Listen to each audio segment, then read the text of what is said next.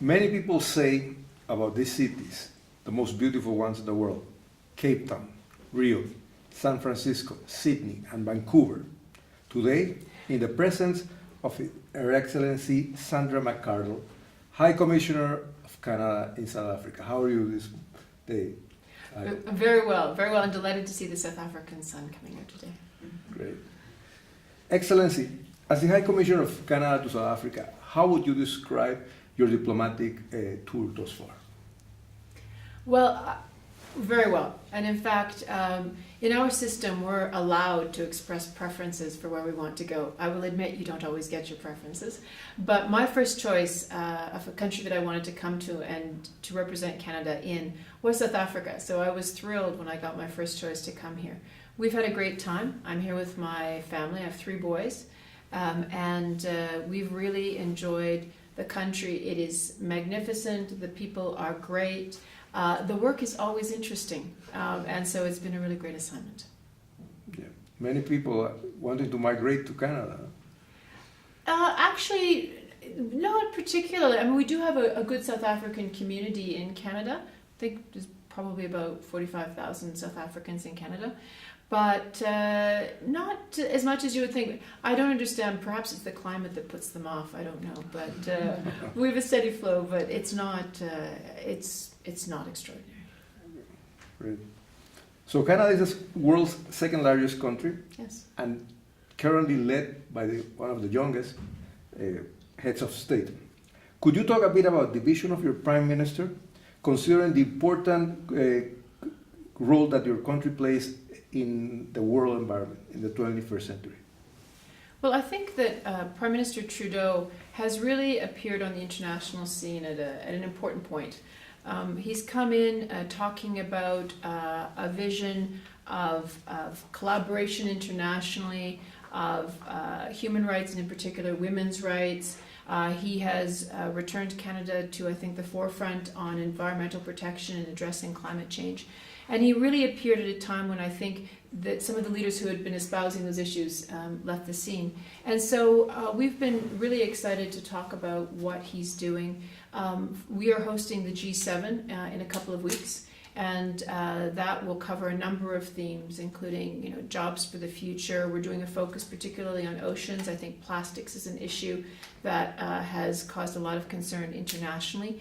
But of course, women will be at the forefront. We just launched a few months ago Feminist International Assistance Policy, meaning that our development assistance is really going to be targeting women and girls and ensuring their place at the table. So that's largely what he has promoted since he's been Prime Minister. But I think it's also the tone that shifted. He's really been a unifier. He's really aimed to bring people together and to find solutions multilaterally, which is maybe a bit more what Canada's traditional international position was, and for a few years was a bit less. Yes, it's surprising. Many countries are currently considering bringing down the age to be heads of state.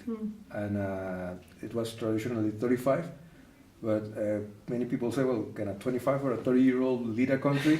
Yeah.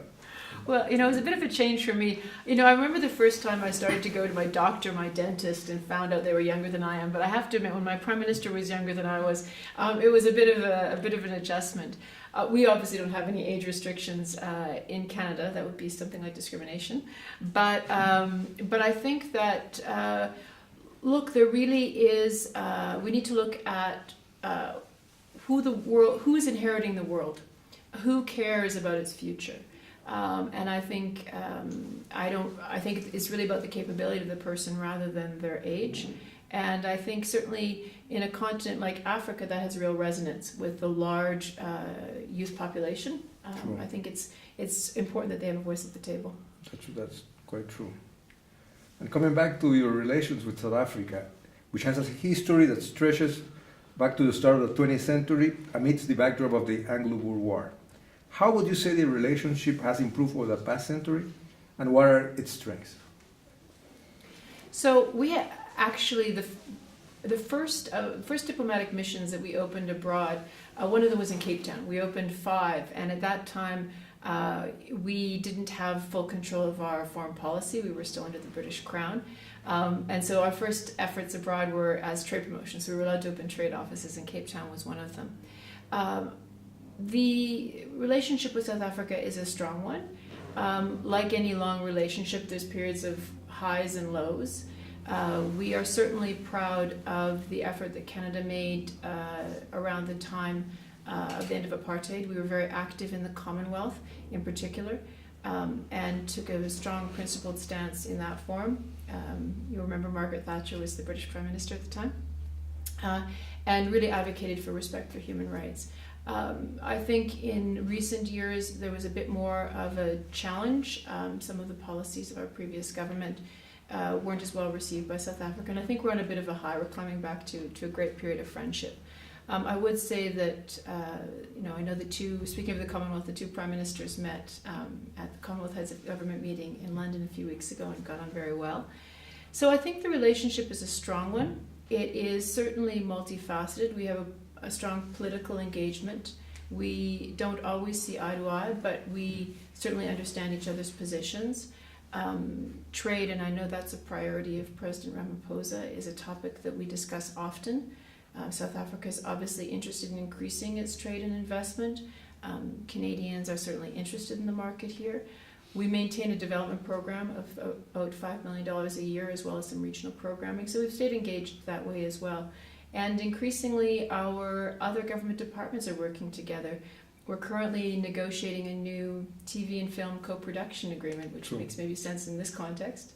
The first co-production agreement that South Africa had was with Canada. With Canada, yes. And so we're renewing it now to take advantage of the digital age and new forms of media. So it's broad and increasingly deep, and we're delighted with it. Yes, and staying there in that arena of trade, you have incredible trade figures between the two countries. Could you elaborate in what is imported and exported between the both countries? So for Canada, South Africa is our largest sub-Saharan trading partner. It's about $1.5 billion per year between the two countries. It is in South Africa's favor, which I think it's my job to work on that, but good for South Africa. We have about $3 billion of investment here. So a lot of our presence is obviously in the mining sector, and that's a big capital expense, so a lot of the investment is there. And of what South Africa exports to us, that certainly is a big part of it. We have a number of companies who are here. So I think not only the largest, but probably the most diverse trading relationship is here. We have Bombardier, we have IT companies, we have Gautrain's a Canadian product. We have been working increasingly in services like legal firms. So there's a lot that's going on here. And in fact, the Export Development Canada, which supports exports from our country, its only office in Africa is actually in Johannesburg. So we're looking forward to building on that and supporting President Ramaphosa's goals of increasing investment. Is mining a common denominator? Certainly, Canada is very much a natural resource economy. That our foundation is in our resources. We share that with South Africa. So we have a memorandum of understanding on mining where we share experience and best practices. So that includes some technical questions, like South Africa has a lot of experience in very deep mines. We have our own advantages. But one thing that we do share is corporate social responsibility. It's very important to our communities in Canada that our companies are respectful of community needs and of the environment. And obviously South Africa has a huge interest in that as well. So we regularly compare notes on that. That's a good news. And earlier we mentioned about South Africans migrating to Canada, but what about on the area of tourism? As a tourism destination, what does Canada offer to potential South African visitors in search of adventure and leisure? Well, it's a great country. Look, Canada is a country that's certainly well known, as you mentioned earlier, its size. I think also its sort of natural beauty is a big part of what we are.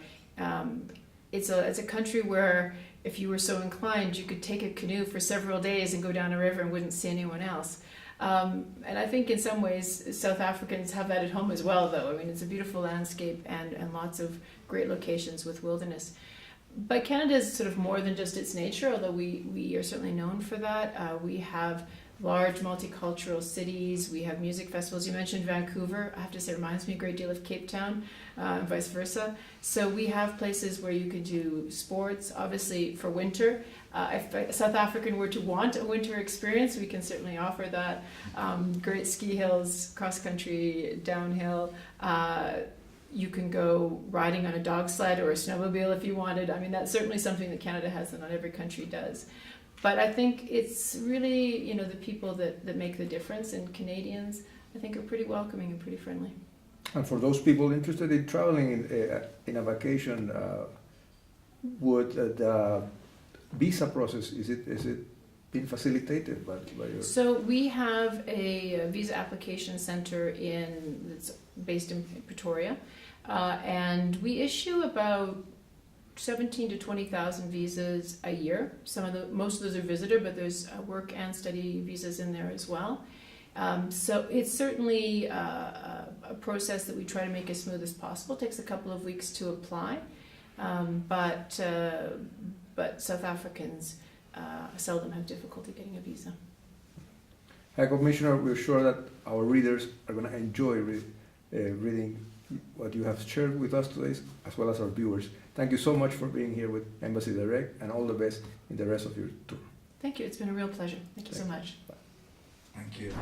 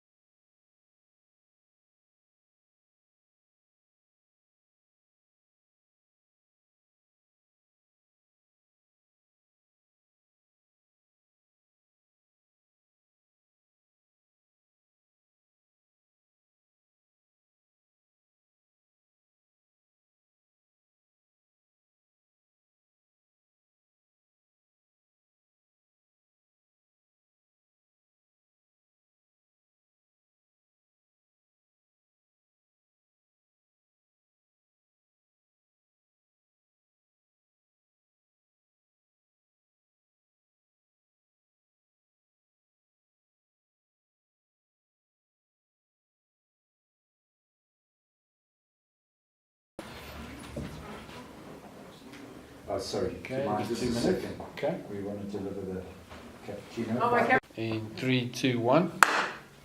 Many people say about these cities, the most beautiful ones in the world, Cape Town, Rio, San Francisco, Sydney, and Vancouver. Today, in the presence of Her Excellency Sandra McCardell, High Commissioner of Canada in South Africa. How are you this day? Very well, and delighted to see the South African sun coming out today. Great. Excellency, as the High Commissioner of Canada to South Africa, how would you describe your diplomatic tour thus far? Well, very well. And in fact, in our system, we're allowed to express preferences for where we want to go. I will admit you don't always get your preferences, but my first choice of a country that I wanted to come to and to represent Canada in was South Africa. So I was thrilled when I got my first choice to come here.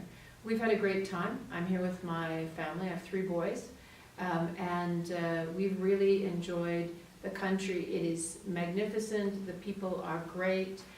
The work is always interesting, and so it's been a really great assignment. Okay. Many people are wanting to migrate to Canada.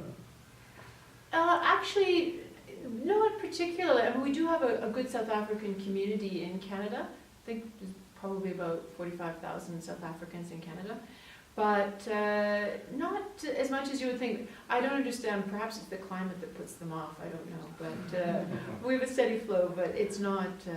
It's not extraordinary. Great.